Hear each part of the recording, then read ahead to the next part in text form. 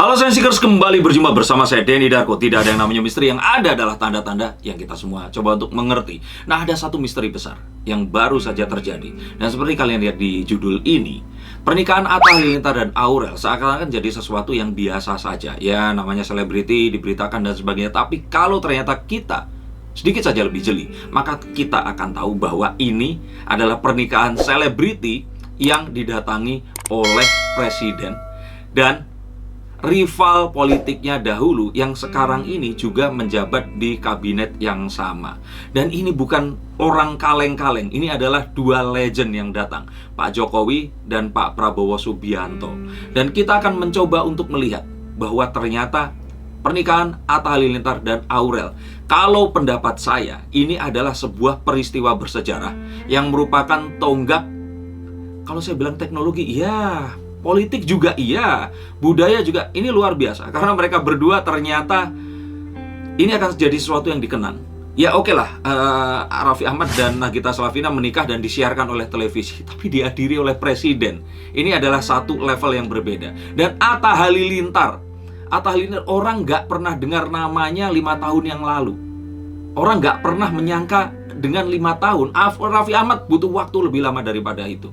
Atta Halilintar dalam waktu singkat dia sekarang menjadi seseorang yang kebayang nggak? Saya nggak kebayang gimana caranya nelpon Pak Jokowi sampai akhirnya beliau mau datang. Dan ini kita akan coba untuk bahas. Dan pembahasan ini lebih bersifat bahwa ini peringatan untuk kita semua. Bukan peringatan, ini adalah sebuah wake up call bahwa ternyata dunia dan zaman ini telah berubah. Oke, ini tetap ramalan dan akan tetap meramal mereka berdua, tetapi kita sedikit shifting ke arah yang ini banyak lebih manfaatnya kepada kita semua, orang-orang yang selama ini kita mungkin hanya dijadikan sebagai objek, tapi saat ini kita akan pelajari dengan mengekstrak apa yang sebenarnya terjadi dari pernikahan yang maha dahsyat ini tadi. Oke, langsung kita akan bahas satu demi satu. Yang pertama, ini sesuatu yang luar biasa karena dihadiri langsung oleh Presiden Republik Indonesia. Oke, banyak yang lain-lain. Dulu juga Bu Mega datang, Pak SBY juga datang di pernikahan artis, pernah ada dan sebagainya. Pak Jokowi pun juga, mungkin ini bukan pernikahan pertama, tetapi saat beliau datang, di saat pandemi seperti ini, bersama dengan Pak Prabowo Subianto, cool man, itu sesuatu yang benar-benar saya nggak kebayang. Dan kalau Atta sama Aurel nikah, saya udah tahu, udah bisa bayangin dari awal. Tapi Pak Jokowi datang, ini the next level gitu loh. Saat beliau datang di saat pandemi seperti ini dan terus kemudian menjadi saksi pernikahan mereka berdua, ini sesuatu yang ini sejarah. Ini satu hal yang kok bisa presiden sampai mau datang. Bahkan ada satu obrolan yang mengatakan bahwa ini dari Kementerian Sekretaris Negara itu Twitter atau Instagram resminya sampai memposting tentang hal itu tadi. Kebayang nggak? Ini yang ketemu sama beliau itu Mark Zuckerberg gitu loh. Oke lah. Terus kemudian Presiden China Xi Jinping atau Putin dari Rusia gitu. Cuman ini Atta Halilintar nikah, dia datang. Ini sesuatu yang luar biasa. Ya, Atta Halilintar luar biasa, tapi presiden pun ini kita harus tahu. Berarti pasti ada sebuah hal tertentu, sebuah bargaining position yang dilihat oleh tim Pak Jokowi ini. Mengapa dia harus datang ke pernikahan Atta dan Aurel? Nah, coba kita akan lihat satu-satu, tapi yang harus kita ketahui adalah beliau mau datang loh. Apalagi di saat pandemi seperti ini, dengan sebuah, pasti akan banyakkan orang-orang yang menyerang kayak, lu pernikahan kok boleh, ini dulu nggak boleh dan sebagainya. Nah, tapi beliau tetap dengan resiko itu mau datang. Nah, kita akan langsung lihat alasannya apa. Tapi yang pasti, jangan lupa juga bahwa di sini ada Pak Prabowo Subianto. Dan Pak Prabowo sama Pak Jokowi itu dulu keluarga saya sampai kepecah jadi dua. Itu gara-gara dua manusia itu. Kebayang nggak? Bagaimana dulu kita semua itu benar-benar ini adalah mungkin pertarungan pilpres yang paling seru dalam sejarah. Nggak ada yang namanya jelek dan baik, nggak ada yang namanya jahat dan baik juga. Di sini kita lihat bahwa dua orang ini dipertontonkan sebagai dua orang dengan ideologi yang bertolak belakang, dan mereka ini berjuang untuk mempertahankan itu tadi. Dan ini adalah sesuatu yang luar biasa saat mereka sekarang datang ke pernikahan seorang selebriti, dua orang selebriti, dan mereka menjadi saksi di situ. Jadi kalau saya pikir, ini akhirnya harus menafikan semua hal-hal yang pernah terjadi sebelumnya. Dan kita semua tuh kayak melongo lah. Terus pasti baca kan di sosial media itu, buat apa gue kemarin marah-marah, buat apa kemarin mutus tali pertemanan, silaturahmi dan sebagainya, kalau ternyata memang nggak ada yang abadi. Yang abadi adalah kepentingan. Yang abadi adalah 21 juta subscriber plus subscribernya Aurel plus Asics dan keluarga Halilintar ini tadi, yang pasti ini manusia yang banyak sekali, yang kalau di mata politik ini adalah satu bargaining position yang luar biasa. Benar nggak, Bun? Nah, ini yang saya pikir adalah satu hal yang kita harus tahu, bahwa di mana ada traffic, di situ sebenarnya kita memiliki bargaining position. Jadi ingat, ini adalah satu hal yang kita mendingan jangan pernah berantem deh terhadap sesuatu, karena endingnya ini adalah tentang kepentingan. Jadi janganlah memutus hubungan persaudaraan, pertemanan, persahabatan, apapun itu, hanya demi sesuatu yang kita lihat di sosial media yang seakan-akan bertentangan. Siapa tahu nanti pas Atta sama Aurel melahirkan, mereka jadi walinya juga, atau apapun itu. Nah, yang berikutnya lagi yang saya lihat di sini adalah disiarkan oleh televisi selama beberapa hari. Itu artinya apa?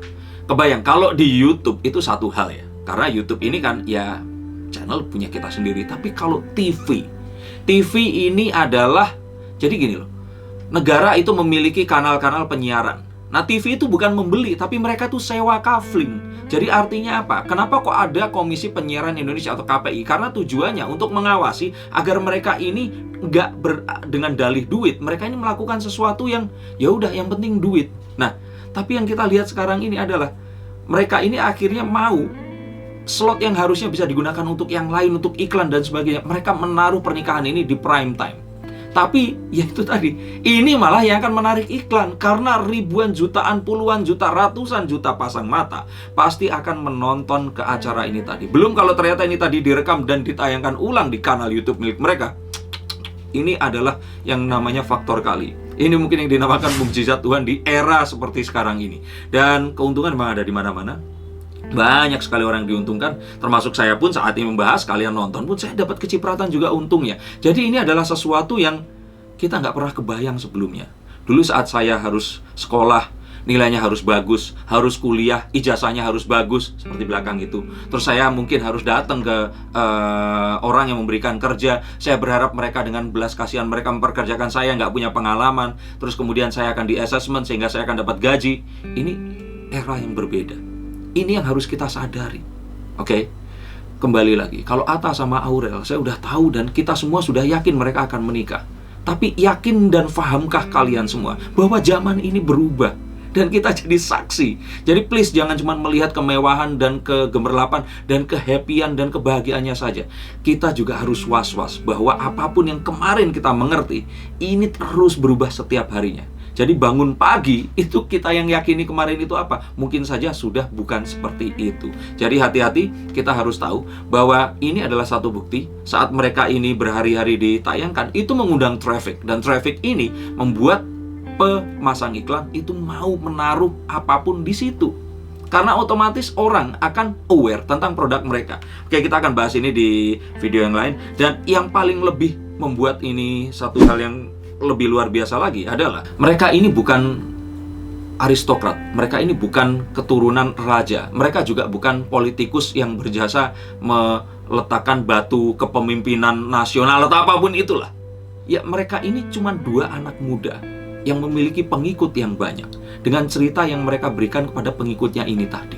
Dan ini berhasil membius orang dengan jumlah yang besar, membius perusahaan dan bahkan institusi tertinggi dari negara ini untuk mau datang. Dan ini adalah sesuatu yang ya, ini karena satu hal yang dilakukan berulang kali sehingga kita kemudian terjebak ke dalam sebuah gelembung yang kita percayai dan terus kemudian kita mengamini itu. Dan ini semua adalah realita yang saat ini terjadi.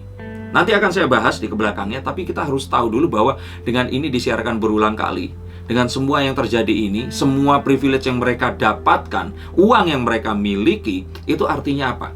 Ini adalah sesuatu yang mereka itu ngebeli ini tuh nggak dengan gelar mereka, dengan apapun. Mereka orang biasa. Mereka bukan seseorang yang memiliki, ya itu tadi.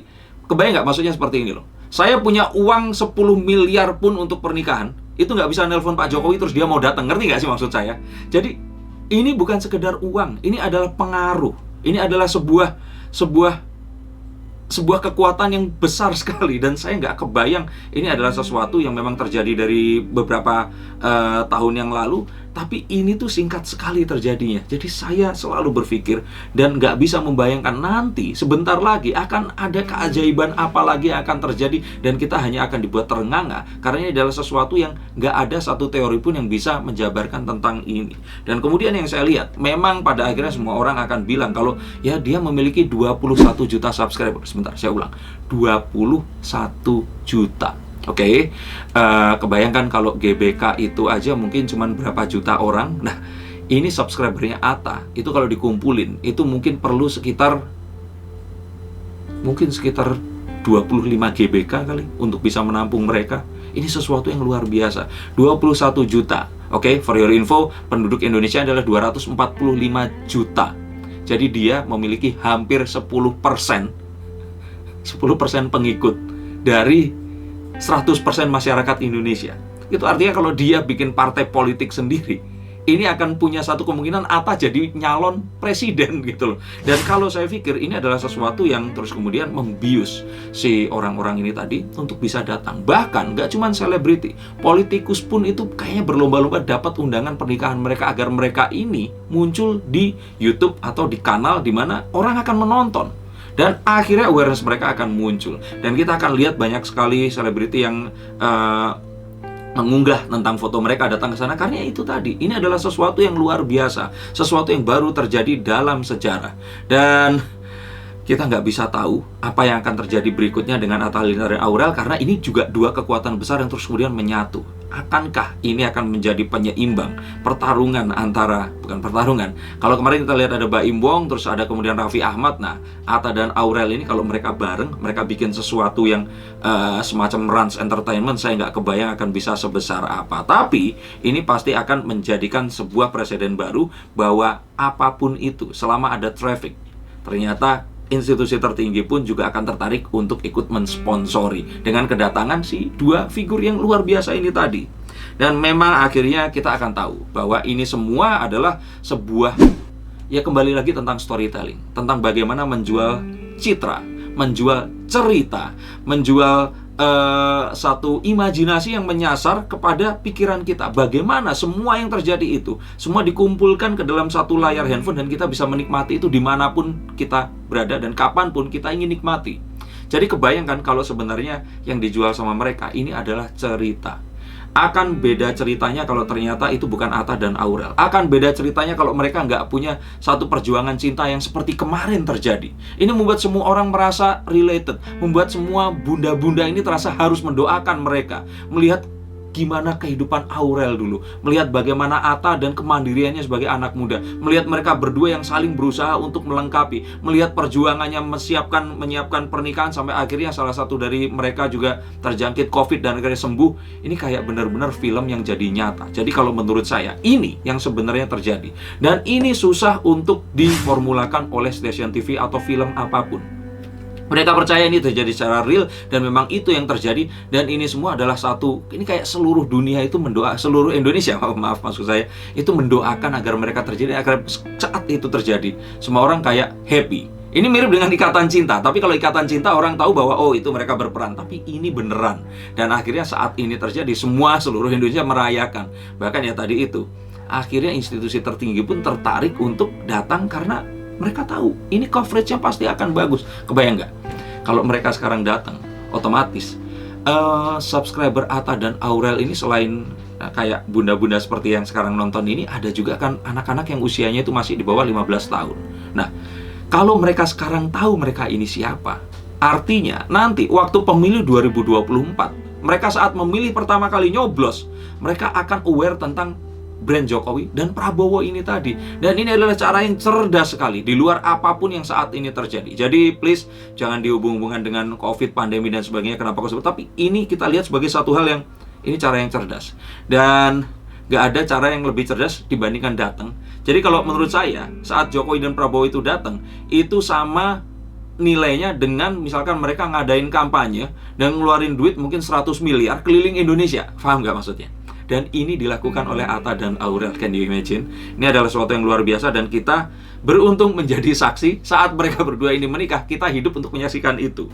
Dan ini juga yang dinamakan dengan, kalau tadi saya bilang ini jual cerita dan citra, maka ini yang dinamakan, kalau kalian menanyakan, apa yang dinamakan dengan ekonomi kreatif. Di mana kreativitas itu gimana sih cara ngakalin agar sesuatu yang sifatnya itu ekonomis. Ekonomis itu artinya kan ada yang dijual, ada uang yang dibuat untuk membeli. Bagaimana menjual semurah mungkin, mendapat sebesar mungkin. Bagaimana caranya mengakali hukum fisika yang ada.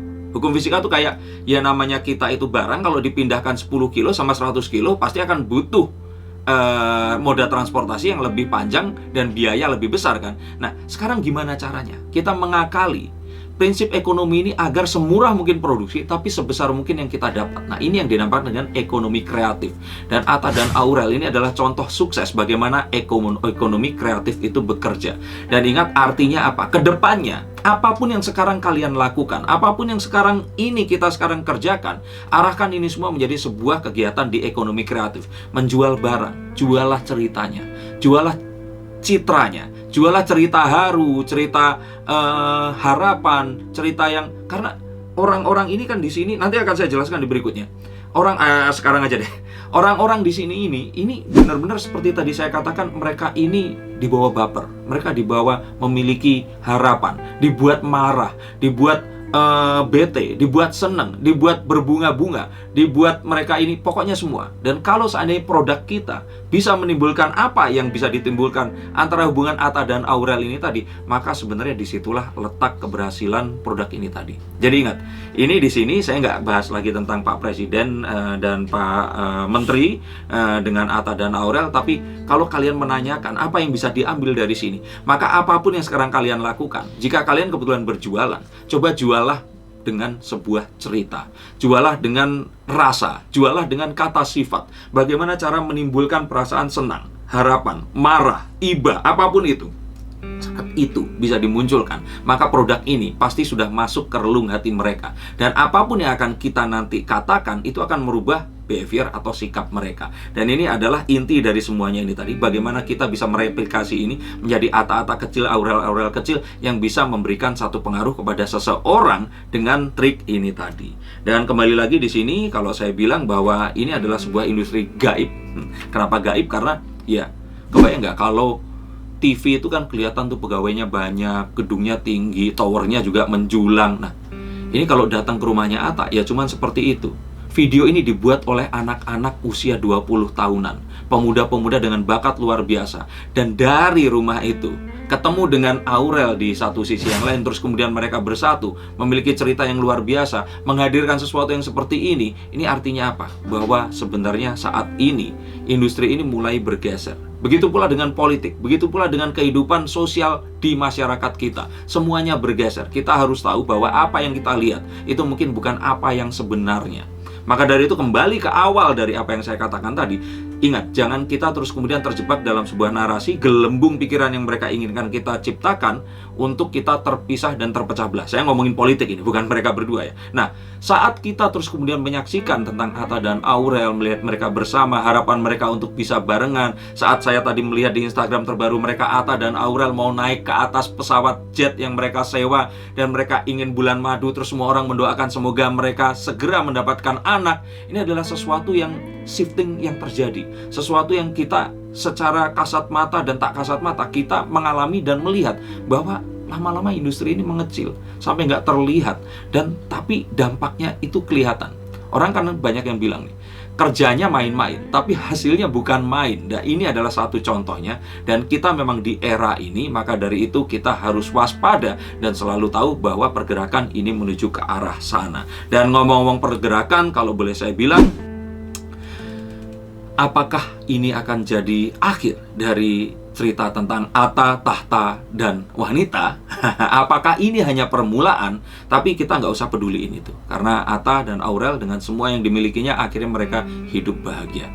Entah apakah ini fairy tale saja, ataukah memang kenyataannya begitu, tapi yang paling penting adalah kehidupan kalian, kehidupan saya, dan orang-orang yang saat ini belum memaksimalkan apapun yang saat ini terjadi. Perubahan dan shifting digital media yang saat ini ada untuk kehidupan kita. Nah, dari sini kita akan belajar bahwa apapun ini sebenarnya kalau kita bisa lakukan dengan sebaik dan kita secermat mungkin, kita akan bisa meniru sedikit saja kesuksesan mereka, maka kita akan mendapatkan banyak hal yang mungkin nggak bisa kita bayangkan nanti. Ingat, saya nggak di sini nggak hanya ngomongin uang, karena tadi punya uang ratusan M pun nggak terus kita bisa nelpon Pak Presiden untuk datang ke hajatan pribadi kita. Halo Pak Jokowi, anak saya mau sunat, bisa nggak sesuaiin tanggal lagi, sesuatu yang saya nggak kebayang dan benar-benar nggak habis pikir. Dan terima kasih untuk kalian semua yang sudah menonton tayangan ini. Di sini saya hanya ingin menyuarakan kegelisahan saya bahwa kok bisa nih kejadian seperti ini terjadi. Dan menurut kalian seperti apa? Silahkan tulis komentar di bawah ini. Silahkan saksikan terus tayangan-tayangan dari saya, di mana saya akan mencoba untuk membedah misteri-misteri yang terjadi dalam hidup ini. Dan saya yakin selalu ada penjelasan tentang apapun yang kita alami, kita lihat, dan akan kita hadapi nanti. Terima kasih, sampai jumpa, dan salam.